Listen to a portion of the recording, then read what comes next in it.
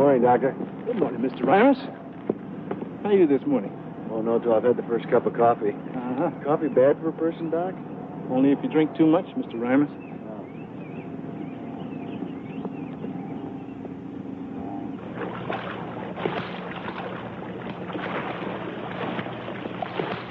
Hey. Morning. Did you have a nice run? Yeah. You were asleep when I left. You were asleep when I got home last night. Well, you know me and the Late Show. Sure do. Staying home today? Well, I thought I'd go in this morning and bring some of those medical records up to date. I'll be back as soon as I can.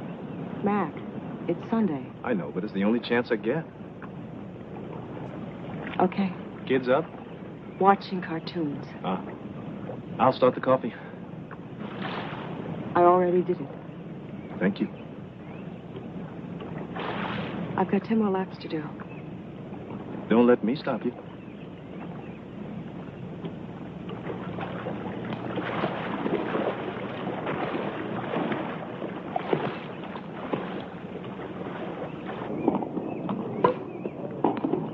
Out! Game! Out? What do you mean out? By a foot at least. Yeah, what's the score? 5-3. Okay. Yes, sir.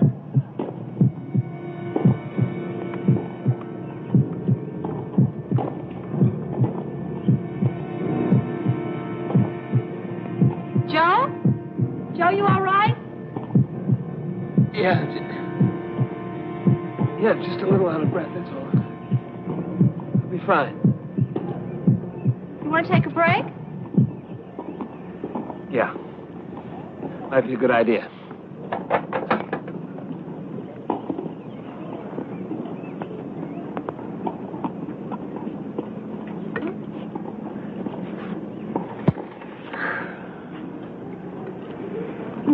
Question. Only one. When does your wife get back in town? They get back tomorrow afternoon sometime.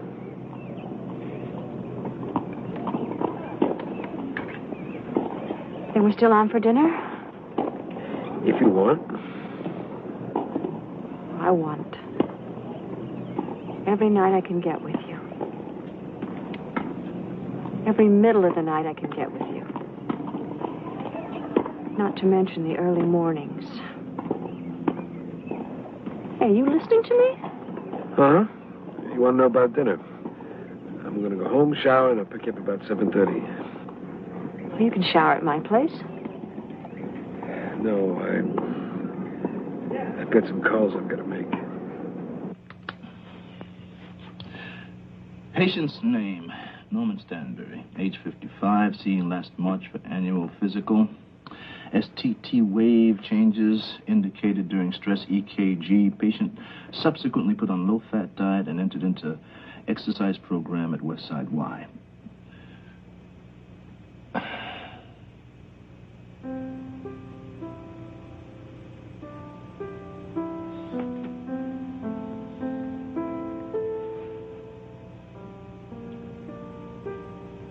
Patient's name?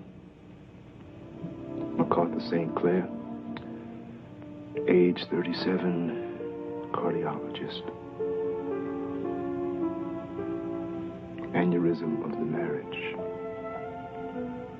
Patient suffering severe anxiety and attempting to treat the condition by working on Sunday afternoons in order to avoid confronting condition. Prognosis still in doubt. Treatment thus far. Putting head in sand. Hello? Doctor service. My name is Joe Hamill. I am trying to reach Dr. Richards, please. Doctor is on will call. We expect he'll be checking in within the hour. Would you like to leave your number, Mr. Hamlish? Hamill. Yes, sir. And what's your number, please? I'll have the doctor call you when he checks in. He'll call in about 4. Would you like to leave your number, please?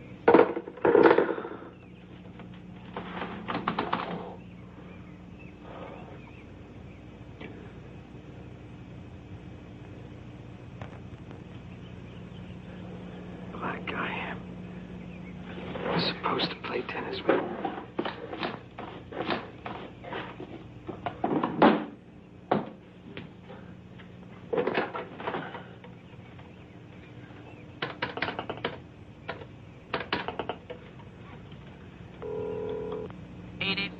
Doctor isn't in. Hello, Dr. St. Clair. I'm sorry, Doctor. I didn't know you were in. Go ahead. Hello? Hello, Dr. St. Clair. You may not remember me. My name is Joe Hamill. We met about 3 months ago at the Cancer Society's fundraiser. We talked then about getting together, trying to play some tennis sometime. Sure, I remember you, Mr. Hamill, but I'm afraid there's no way I can break loose to play any tennis today. You see, I'm pretty busy here trying to straighten out some records. No, Doctor, that's not why I'm calling. Maybe it is, really. You see, I was playing tennis earlier today, and I guess I pulled a muscle or something. Mr. Hamill, I'm sure rest and applied heat would take care of that very nicely. Right now, I'm trying to do some very important things. I've pulled muscles before, you know. This is not like any of those other times. I'm nauseous, and I've got a kind of pain that starts right below the breastbone and down my left arm, too. It sure not like any other pull muscle I've ever had. Mr. Hamill, frankly, you caught me in a lie.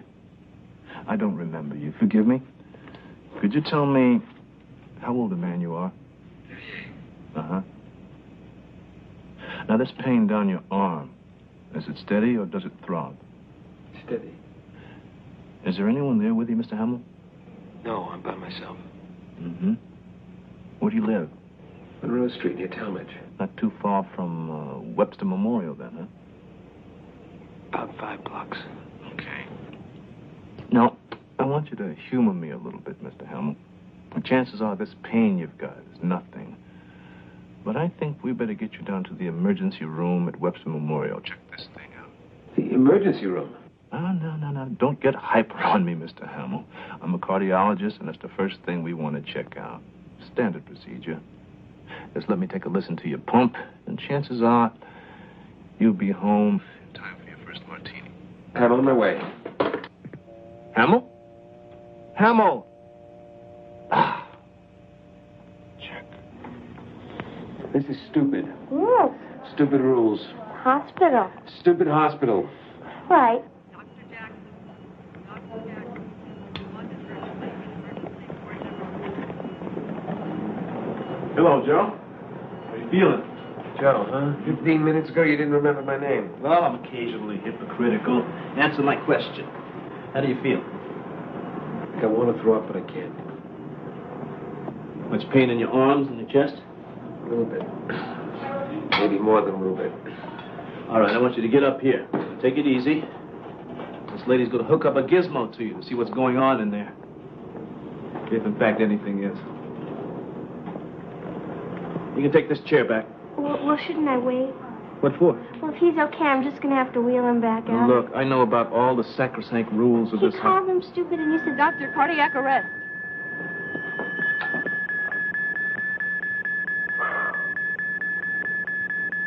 He's in the V-fib. Code blue. Car coming in.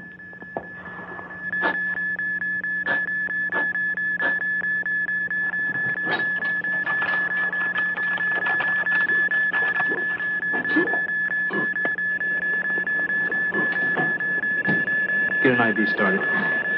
Let me have 400. 400. All right, stand clear.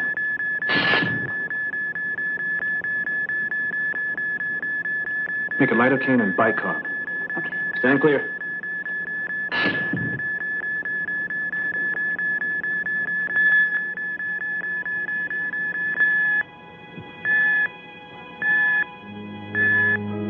Okay. Looks like we got him back. Get that IV ready. Lidocaine drip. Get a 12 lead on him. Move it.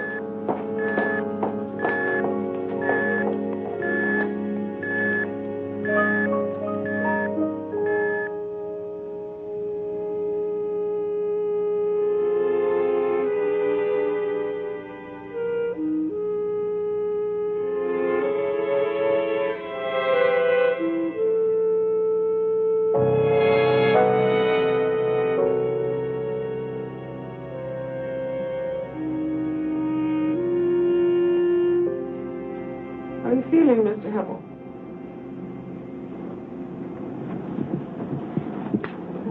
Here.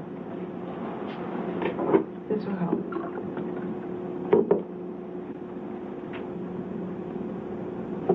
It's Sunday night, 10 of 12. And you're in the coronary care unit at Webster Memorial Hospital. Hurts. I shouldn't wonder. Why does it hurt? Did I have a heart attack? We don't know yet, Mr. Hamill. But you had a something, that's for sure. I passed out. Something like that. What? Well, everything seems to be under control now. We'll be watching you, so don't worry about a thing. You bet. We called her house. There was no answer. They're out of town. That's what your employer said. Mr. Chancellor from the Times-Dispatch? He said he'd take care of who to notify. Doctor, that's St. Clair? Oh, he left about an hour ago. He said he'll see you in the morning, so what you should do now is just close your eyes and go to sleep. Close my eyes and go to sleep. That's right.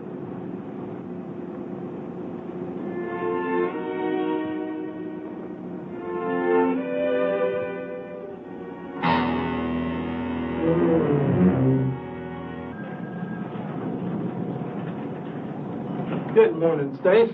Morning, Doctor. Oh, Mendel's called a staff meeting for 10 o'clock. Tell him I'll be there. We really need the information, and if I hang up, the way this switchboard's been working, we'll never get through to you people again. Morning, Doctor. Good morning. How's Hamill doing? Well, he got a little sleep. Restless most of the night, though. I can't say that I blame him. Any coffee? I'll bring you a cup.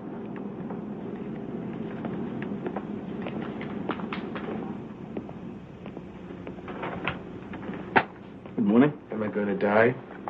Everybody dies, Mr. Hamill. If you're looking for life everlasting, you've come to the wrong fella. How do you feel? Putrid. Much discomfort? Enough. Well, hopefully that should dissipate pretty much by the end of the I day. didn't really have a heart attack today. I don't know yet. The test results aren't back. 38 is pretty young for a heart attack, isn't it? Any age is young to the person having the heart attack, Mr. Hamill, but like I said, we're not sure that's what you had. We still have a ton of tests to run. Was it a bad one?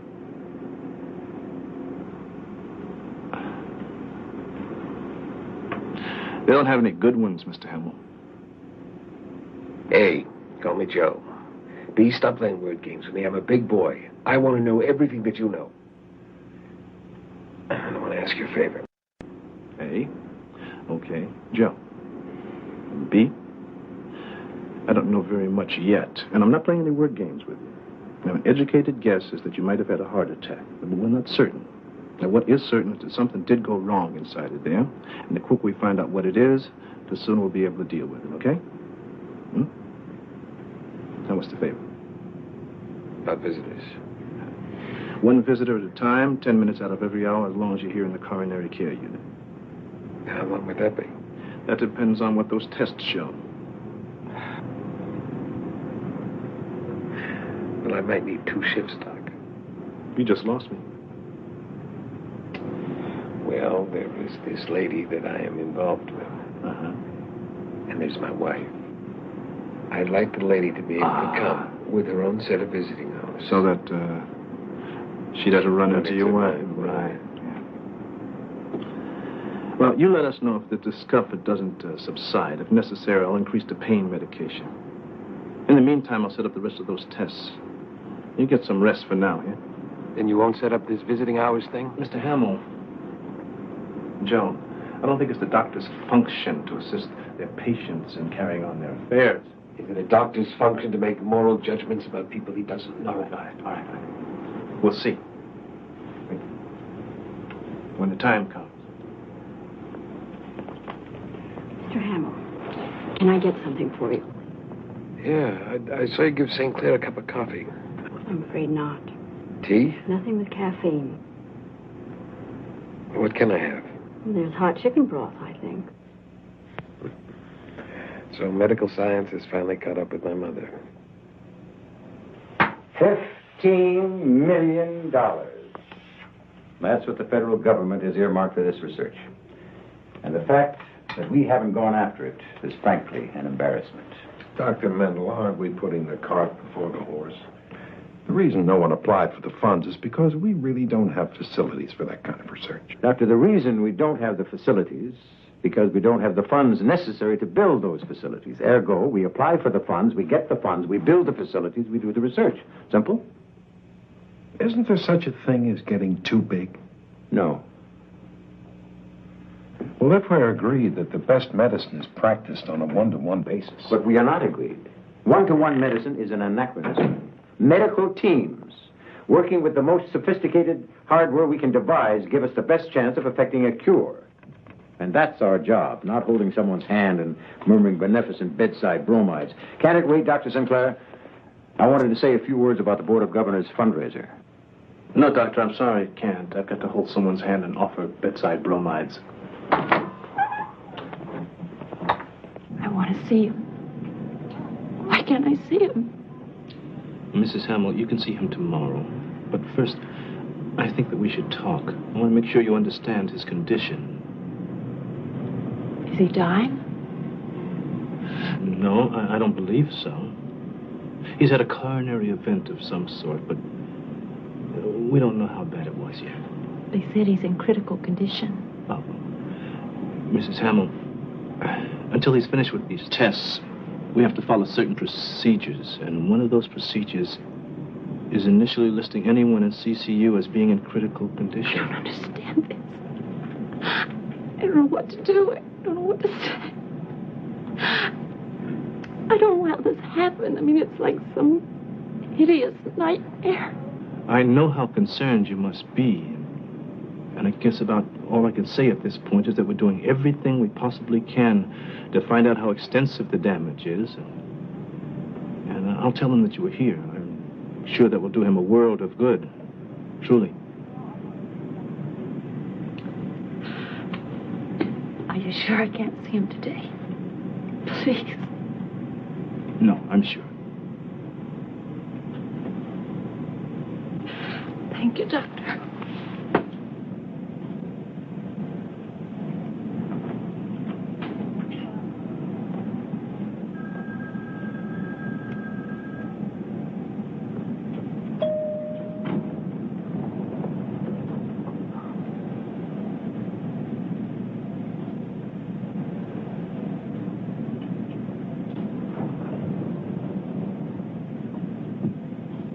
No wonder he's got heart trouble.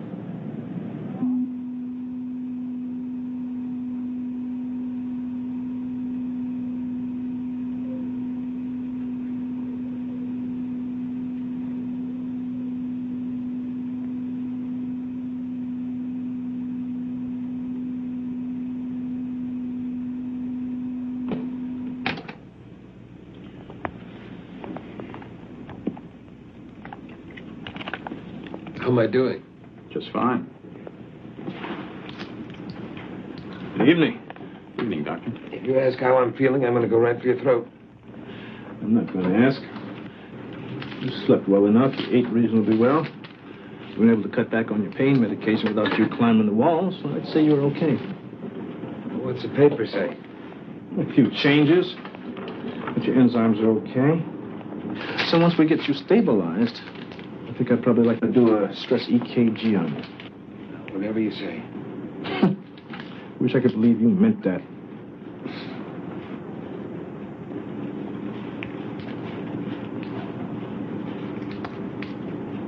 Your wife was here today. I think your lady was, too. She about 5'6", blonde, beige turtleneck. Yeah. She was here. How'd you know it was her? It was her. When you get out of CCU, I'll set up that dual visiting shift you were talking about. But you won't like doing it, will you? No, I won't. Why? You can't be Catholic. Come on now, is that a new rule? We have to move to the rear of the Vatican now? I just meant it's not usual. But maybe you're not usual.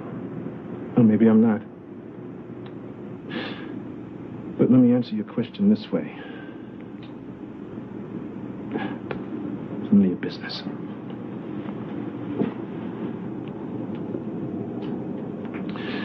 But I will say this much. You're trying to get out of a marriage, and I'm busting my hump trying to keep one together. You've had a cardiac arrest. The fact of the matter is that my father died at the age of 48 of a coronary.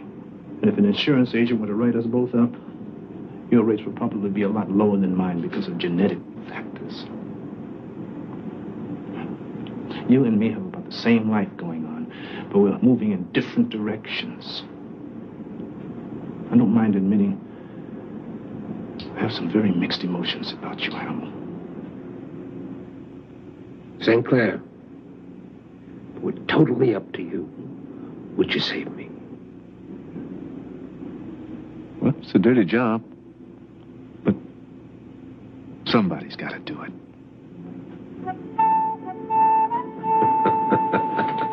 Good night.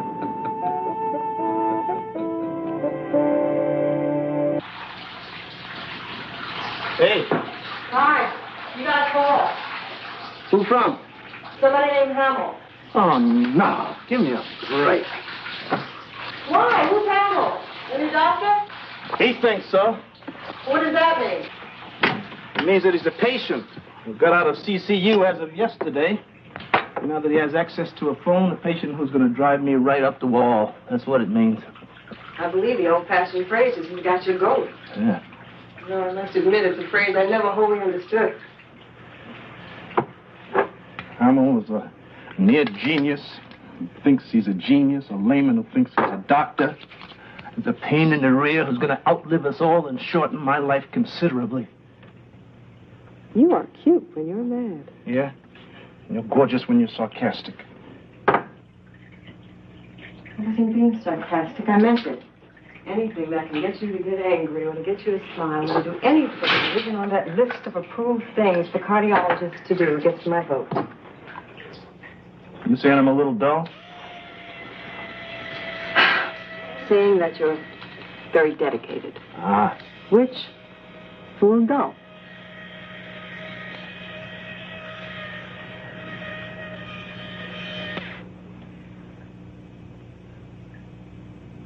It's been a long 15 years, hasn't it? It was a very short 12 years. It's been a very long 3 years after that.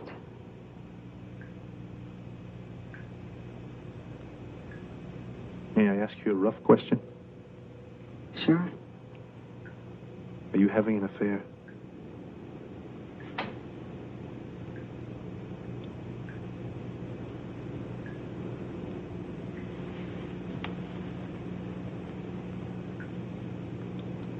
There's two answers. The true one and the really true one. Which one do you want? I'm not sure. The true one is no. I'm not having an affair. What's the really true one?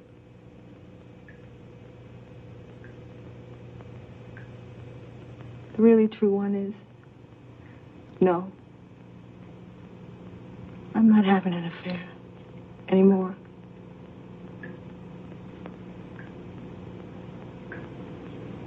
Hit me, Max. Slap me if you want to.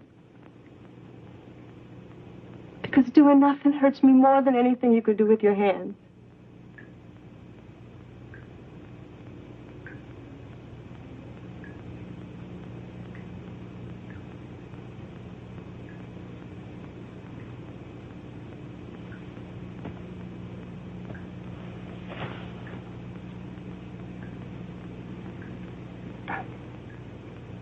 How did it happen?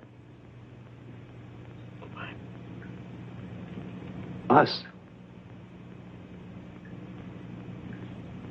I fell in love with a student. I lived with an intern and I married a doctor. Every step up was a step away. The more you were around dying, the more you closed yourself off. And the more you did that, the harder you were to touch. People need to touch, Mac.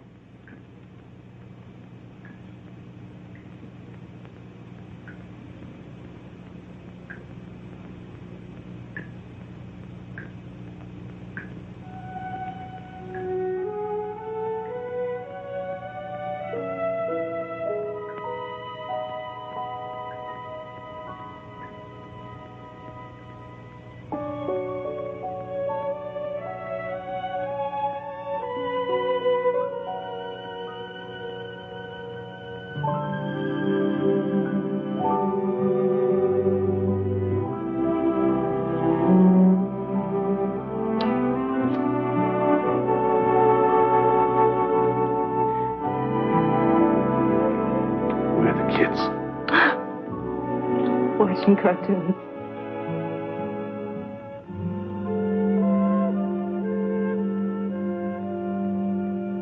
Let's not pull the plug on us yet. Okay? With one condition. Anything. That you let this Hamill guy get you mad more often. It's good for you. Good for us. How about a transplant then? A transplant? Be serious. Doctor, I'm asking you a question and it concerns my heart. I can assure you I'm very serious. Okay. Hold up your hand. Turn it around. Now look at your little finger. The area of your heart that seems to be affected is about the size of your little fingernail. Not exactly worth ripping the whole thing out for. They're having a lot of success with transplants at Stanford. Yeah? And the reason they have is because they weed out crackpots like yourself who don't need that drastic procedure. Then what? A bypass? Hamill, will you give it a break? We still haven't finished some tests, but we already know by what we have so far that you don't need a bypass. Why don't I? Because you don't have a major cardiac insufficiency. Says who? Says your coronary angiogram. As interpreted by? Me. And I'm your doctor, and I'm very good at what I do. I know. I checked you out. You did what? Look, it's my heart. I made a few calls. I'm a newspaper man, remember? You ought to feel good you checked out okay. I wasn't aware that I needed to be checked out. Doc, we're not the Corsican brothers. I have another cardiac arrest, you don't die. I do. Doctor, could I get you some more milk or something? No, thank you, Mrs. Hamill. Well, Joe, I guess I really should be going. I have to pick him up from a recital. Sure thing, I know. No problem. Are you sure you won't be lonesome without me tonight? I mean, I can get a sitter if you want. No, there's a game on the tuba. I'll be fine. Give the kids a kiss for me, okay? Yeah, I will.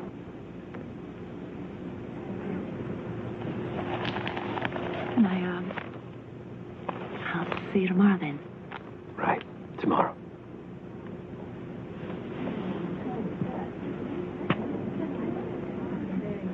Goodbye, Doctor. Goodbye.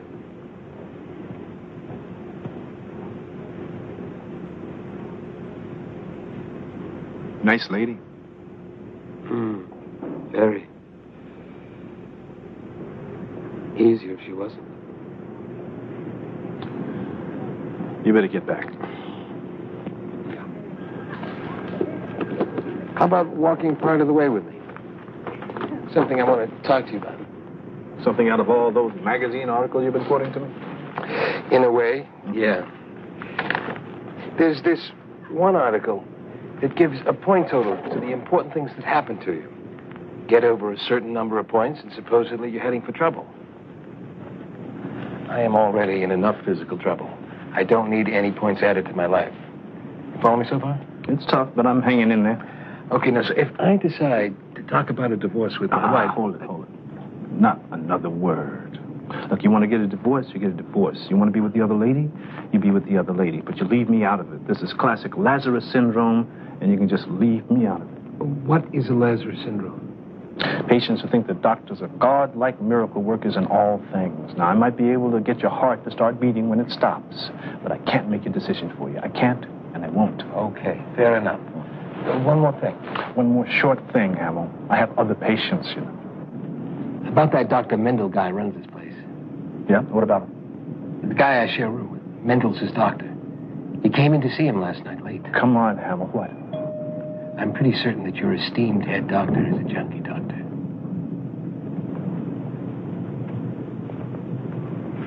See you around.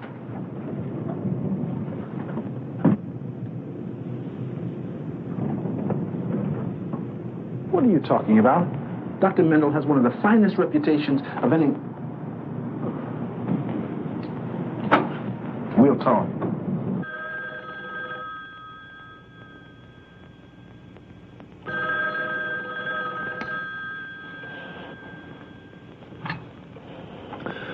Dr. St. Clair.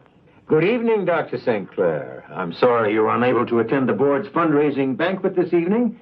A number of people inquired about your absence, but I told them a man with your schedule couldn't be expected to waste his time on such mundane matters.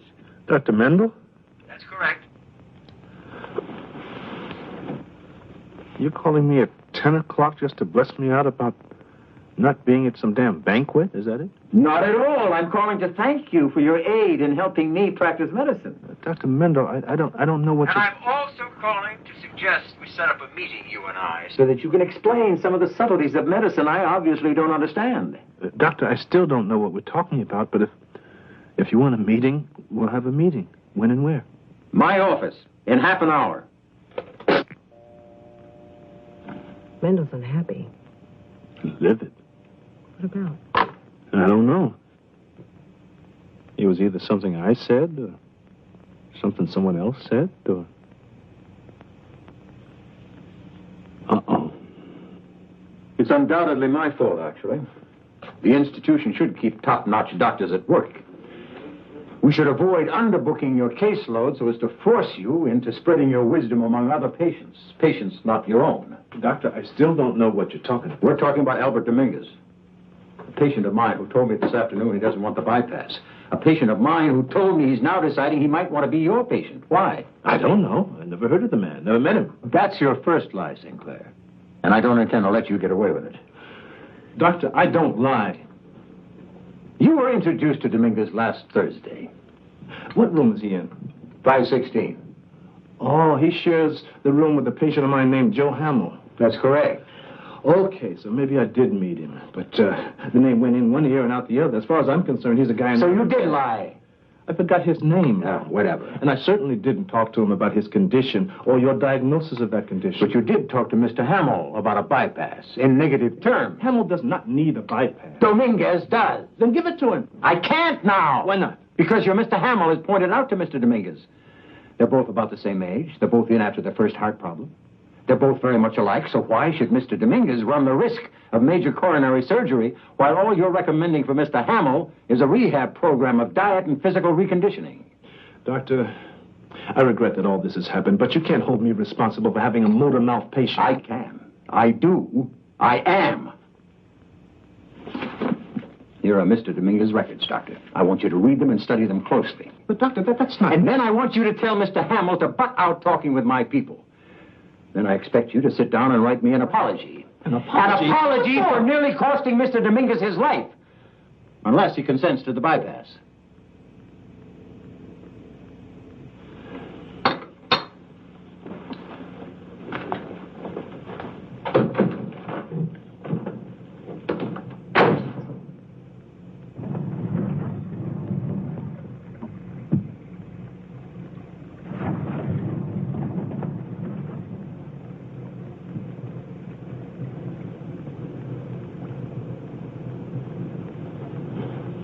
Good evening, Doctor. You must be Mr. Dominguez. We met last Thursday. So I'm told. What are you doing out here, Mr. Dominguez? Reading my newspaper. I mean, what are you doing out here in the hallway? For real? Yes, Mr. Dominguez, for real. Well, if a nurse comes along, I tell her I'm heading for the John, you know. You have a laboratory in your room, Mr. Dominguez. I tell the nurse that Hamill is using it. I gotta go to the bad. You said your answer was going to be for real. Well, I'm sort of giving my roommate giving him some space, you know. Well, why should Mr. Hamill need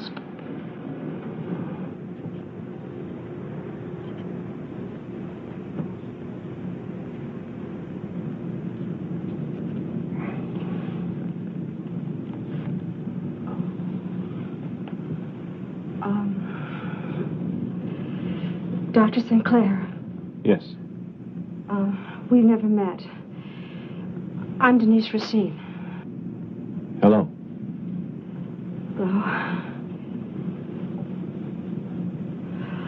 Listen, I want to thank you for setting up this visiting privilege for Joe and me. I appreciate it. You're welcome. Well, I guess I better be going. Yes. I think you better.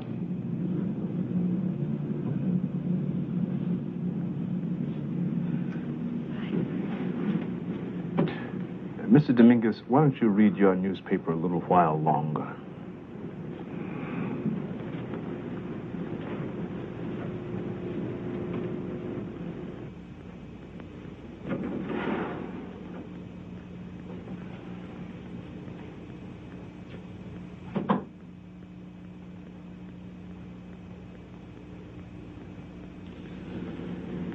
You know what I hate about this place?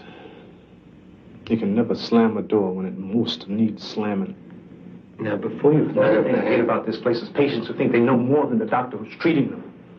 Patients who think they can diagnose for other patients, too. Are you done? No. But we are, you and me. You can find yourself another guy, Hamill. I've had a belly full of your antics. Antics? What antics? Oh, we can start with your hit-and-run attack about Mendel being a junkie. Huh? Oh, it was no hit-and-run attack, Yeah? Doctor. You never followed up on it. And then so I you figured can proceed with your nocturnal visits with Betty Bimbo. Okay, you just hold it right there. I'm not finished yet, Hamill.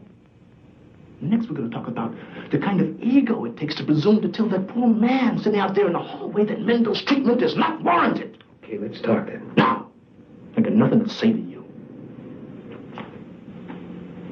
You gutless wonder, you owe me 30 seconds.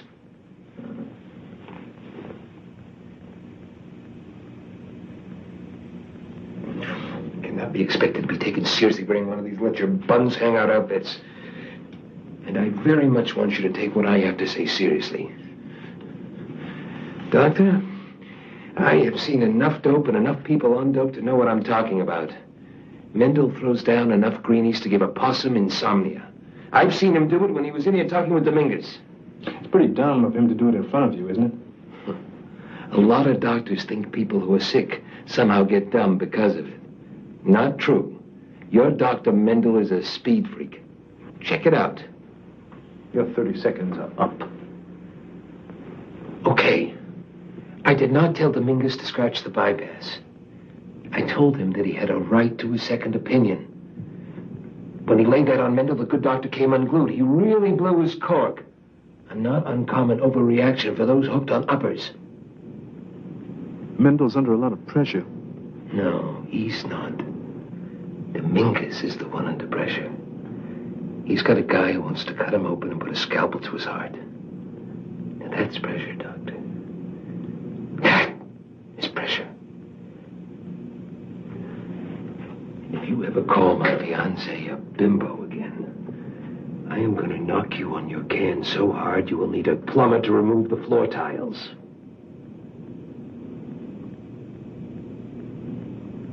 Am I still your patient? Who else would have you?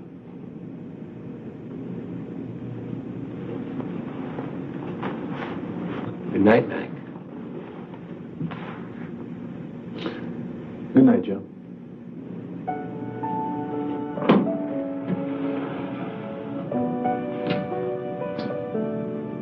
It's all right? It's all right.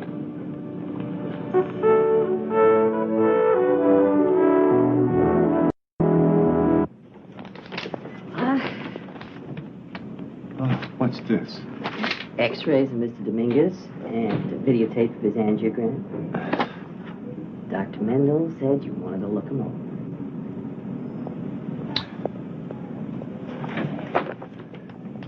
Says I wanted to look them over. Only if I don't choose to become a veterinarian.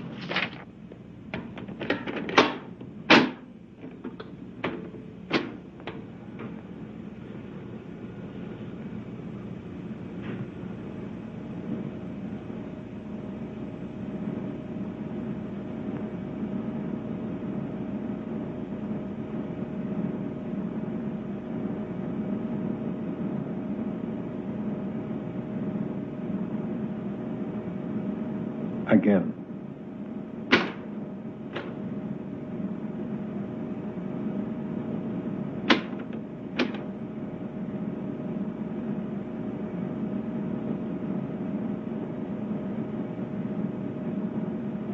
All right, that's enough.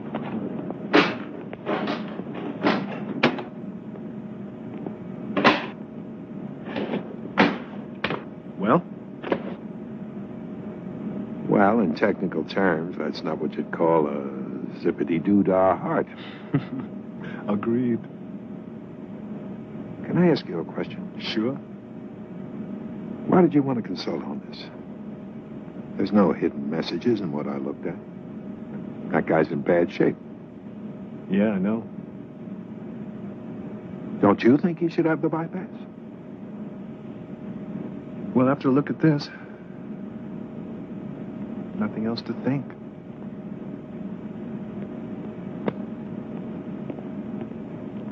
Mac, what'd you need me for? Well, this one is sort of special.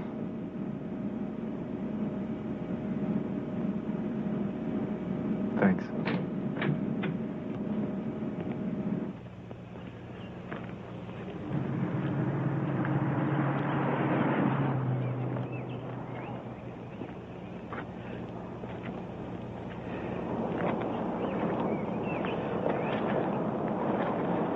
Morning.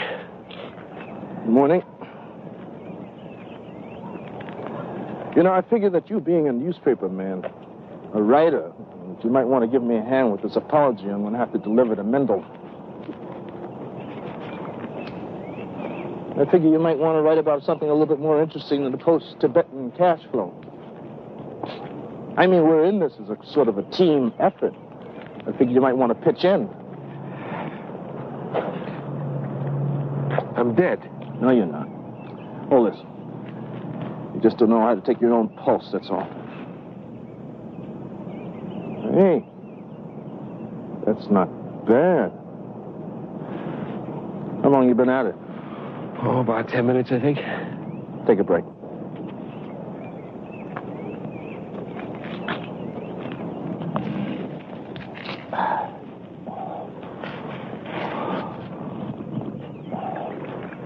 How come you're not yelling?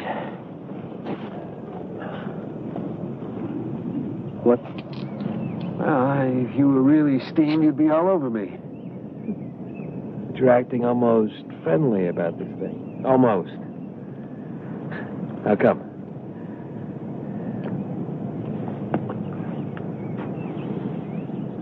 Caffeine. How come so friendly, Doctor?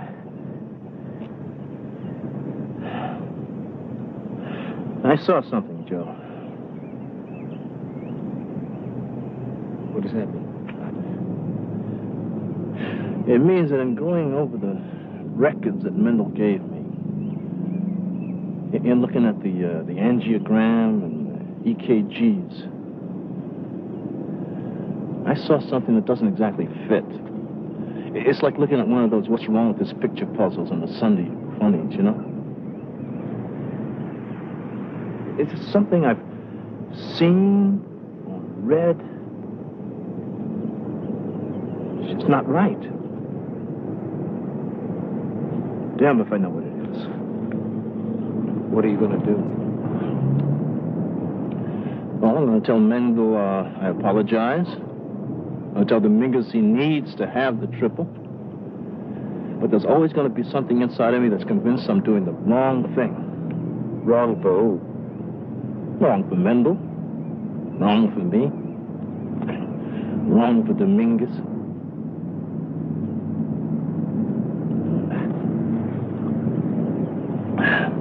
You better get back to work. I don't want an operation, though. If I can get better without an operation, then that's what I want to do. I'd vote with you, Mr. Dominguez, if the facts warranted that kind of therapy, but they don't. You have a severely advanced case of coronary artery disease. I've seen the tests that Dr. Mendel has run on you, and I agree with his conclusions. You think I should have this bypass thing? Well, I've seen the tests, Mr. Dominguez, and I can't ignore what I've seen.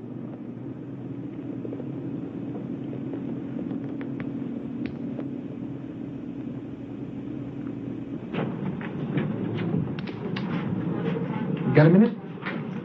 Sure. Come on in. I won't keep you long.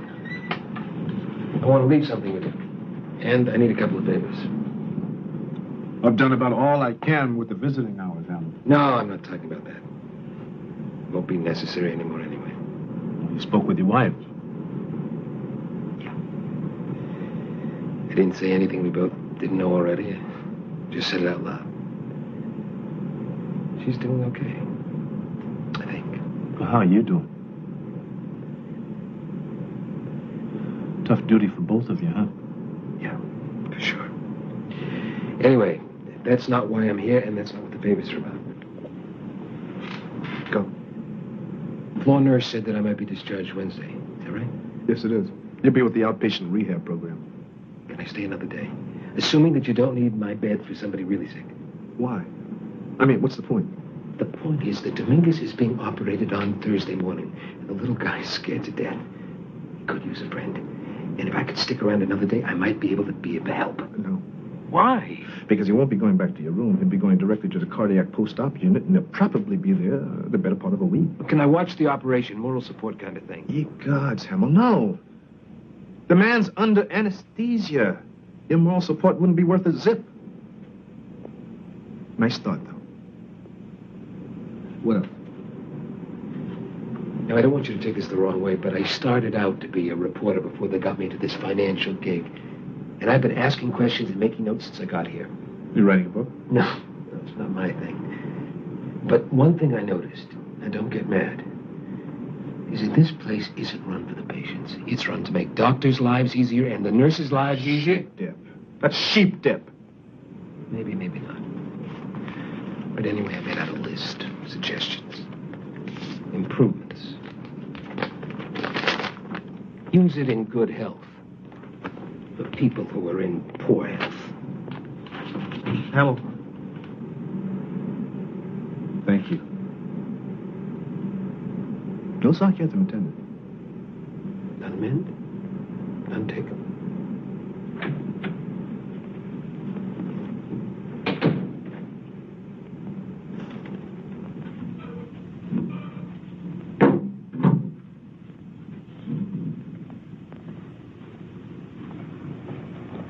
Your girlfriend coming to pick you up?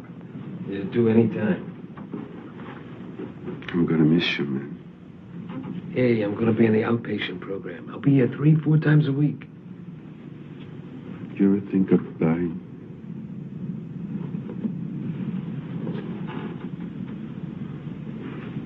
Sure. I'm afraid. I'm afraid I might die tomorrow, man.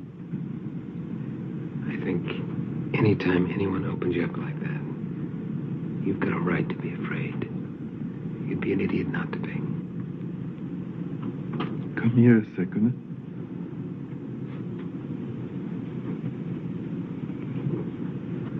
I'm not legal, you know. What does that mean? In this country, I'm not legal. My name ain't Dominguez. It's Herrera. Guillermo Herrera. You remember that, okay? Okay. Why is it so important? If something happens to me, I want you to make sure that they put the right name on the stone. Nothing's gonna happen. But if it does, you'll be here tomorrow to make sure they get it right. Okay? Well, I don't think St. Clair will let me. Please, man. It means something to me. Please.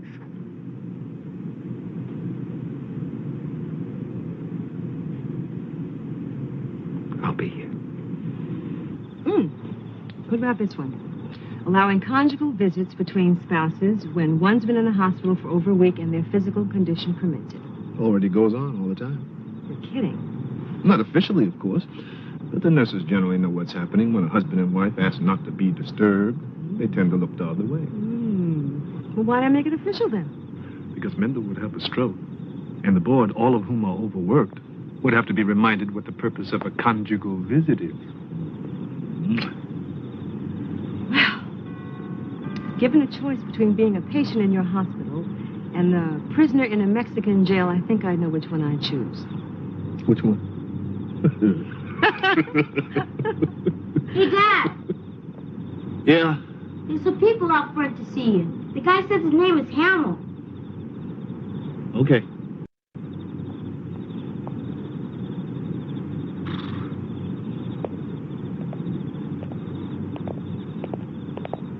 Dominguez asked me to be there for Pete's sake. I could not say no to the poor guy. No, of course not. Not after all he's done for you. Standing sentry duty and whatnot. I was striving for cardiovascular benefits.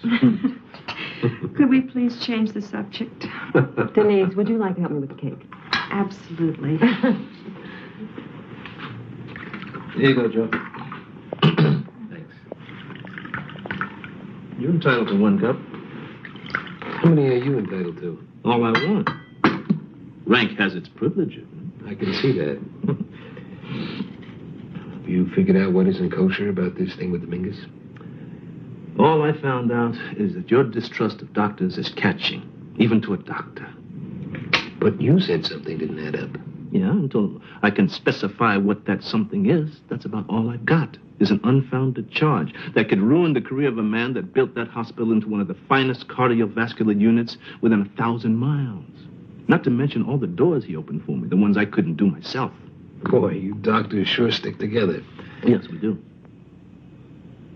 If I was a baseball player, you'd call it teamwork. If I was a reporter, you'd call it professional courtesy. But since I'm a doctor, it's suspect, huh?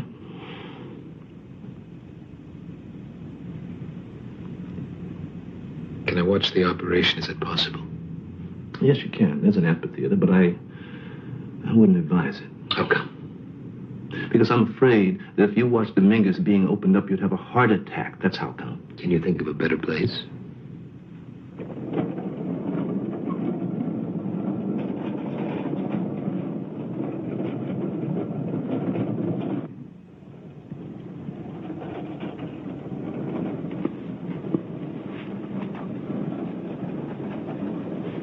How you doing? Fantastic. I got me a front row seat for this thing. Anything goes wrong, you nail the guy that goofed us. Nothing is going to go wrong. Be a piece of cake. I was in a car accident when I was a kid. They operated on me then. Take out some ribs here. I guess this is a little more complicated. Piece of cake, I'm telling you. There's a postcard on my nightstand next to my bed. It's got the address of my family on it. Something was screwing. You'll write and tell them. Nothing's gonna happen. It does? Here. Go take care of him. Don't worry.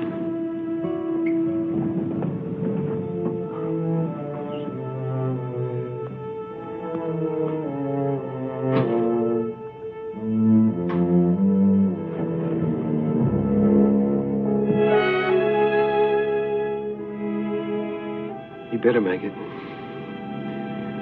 Because if he doesn't, they have to write a letter to his folks in a foreign language. Tell them that their son is dead. and put it in a way so they don't get too upset. That's gonna take some kind of letter.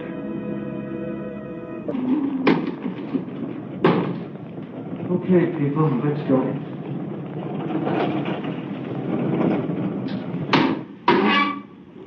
Okay, hello, Mr. Dominguez. Okay, we're just gonna scoot you over to this other table here. Okay, there you go.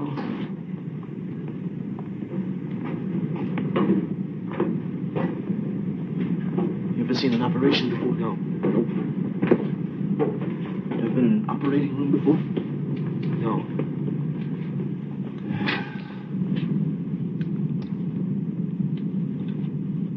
Okay.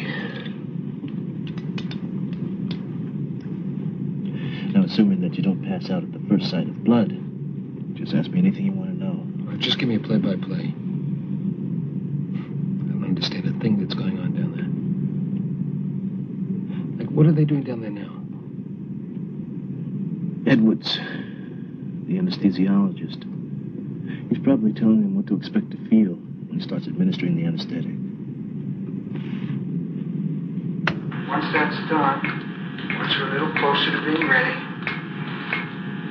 I'm going to give you some. I'm going to ask you to start counting backwards from 100. The chances are you'll probably get to about 91. Next thing you know, you'll wake up in a cardiac surgical unit. Is that clear? Yes, sir. Tape nurse.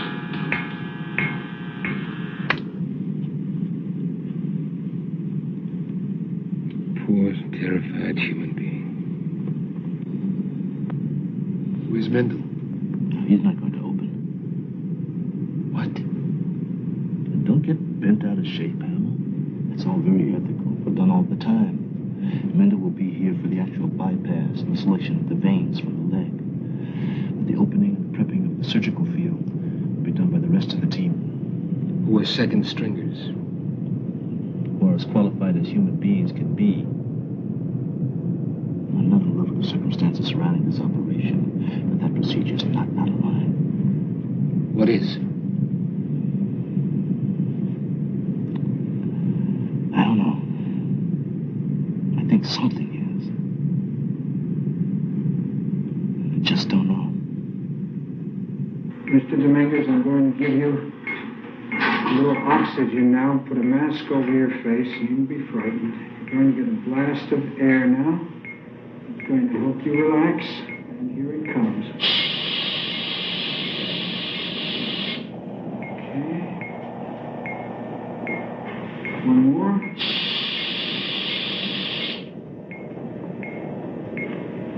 All right.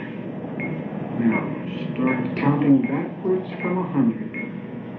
100.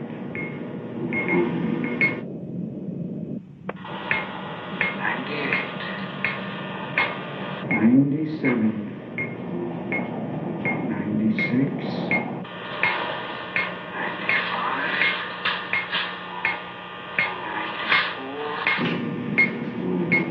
93, 92, 91. Pharyngoscope.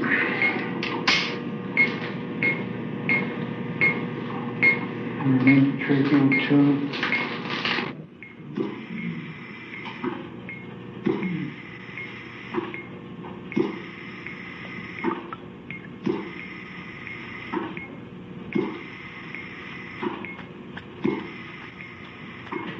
That's some kind of disinfectant?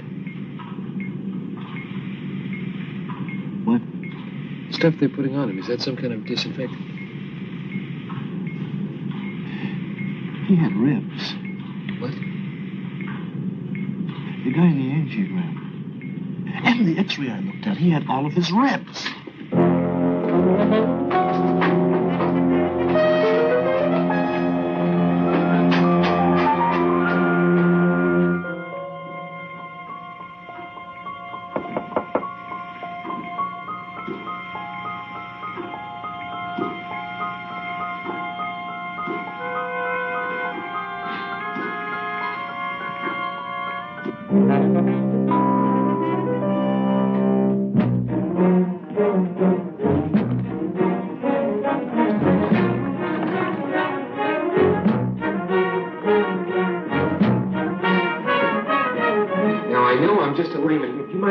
What in the hell is going on around here? Get the lights. In 1953, his record said that he was in a car accident, and 2 of his upper ribs were surgically removed as a result. That's not him. It's not him. Look, will you fill me in? This is an angiogram. That's what had me convinced that a bypass was a necessary procedure. But Mendel gave me somebody else's angiogram.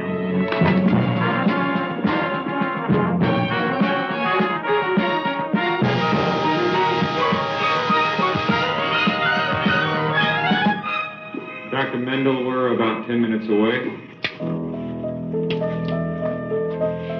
Thank you, Doctor. Keep me posted. Yes, sir.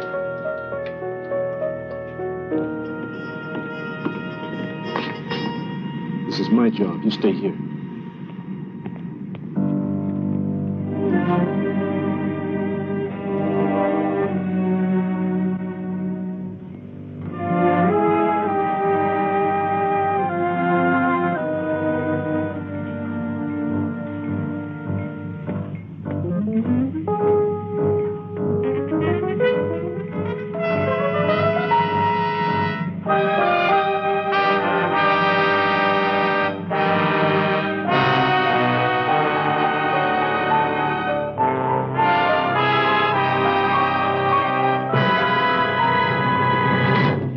This is a sterile prep. Doesn't matter.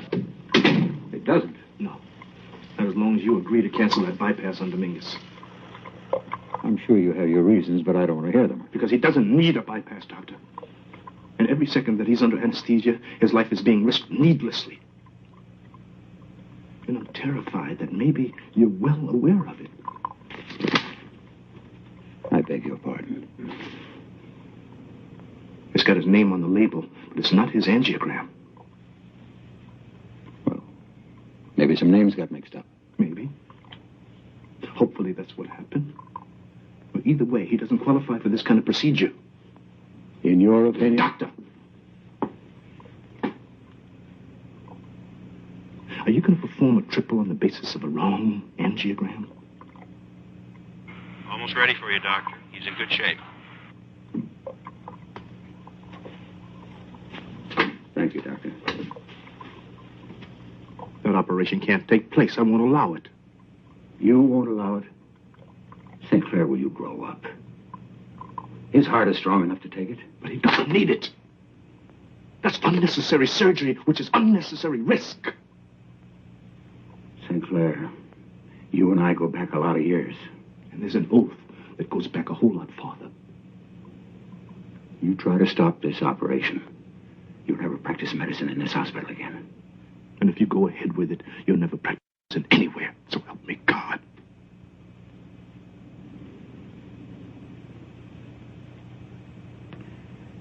Medicine. Medicine, my angry young colleague, is just a little bit more than aspirin, Band-Aids, and bedpans. Medicine, whether you like it or not, or whether I like it or not, is a business. Cash and carry, pay on delivery. X number of dollars buys you an operation. That operation buys you life. Additional days, months, years of sucking in air and blowing it out again. But there's a lot more than the human patient we have to concern ourselves with. You don't see it, do you, St. Clair? There's another patient. Medicine itself always needs attention. New equipment, new procedure, new research. And you have to go out there like some imbecile song and dance man. Go to dinners, celebrity fundraisers, foundations, government agencies. Hey, look what I got, folks. A nuclear medicine unit just opened up. A new vascular treatment wing. We do the best pulmonary function tests going. We do better bypasses in St. Mary's, more kidney transplants in Kennedy Memorial. Write us a check. Give us a buck. Please, give us a break. Please. Arms. Oh, Doctor, I'm so tired.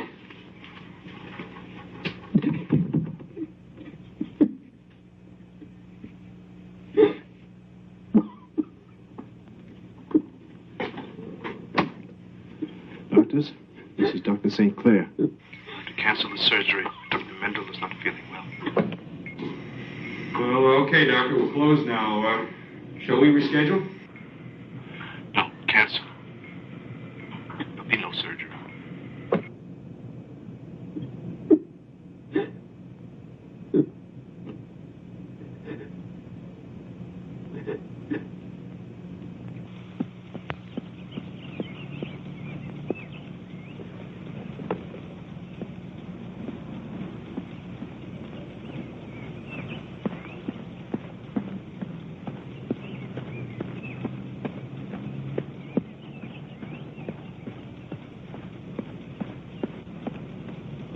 When you get to the water fountain, check your pulse.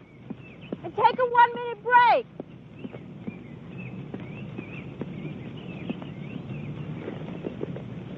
Morning. Well, hi.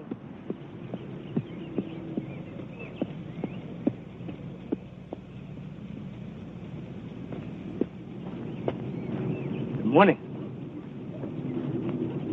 Hiya. I'm here every morning. First time I ever saw you. What's up? Digging for clams. Always best at low tide. Tide's really low this morning. Funny. Real wet. Hey, What? aren't you supposed to rest for a minute? Oh, yeah, right.